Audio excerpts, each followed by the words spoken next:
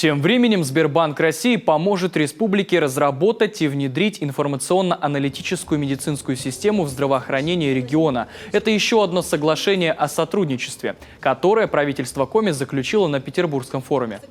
Это быстро, очень серьезно ускоряет и принятие решения врачом, что очень важно в медицине. Это исключает огромное количество бумаги, врач занимается пациентом. Далее это очень большое количество сервисов, подсказок врачу. Ну и телемедицина. Телемедицина – это, в общем, для нас очень важно, потому что все-таки мы огромный регион с огромными расстояниями.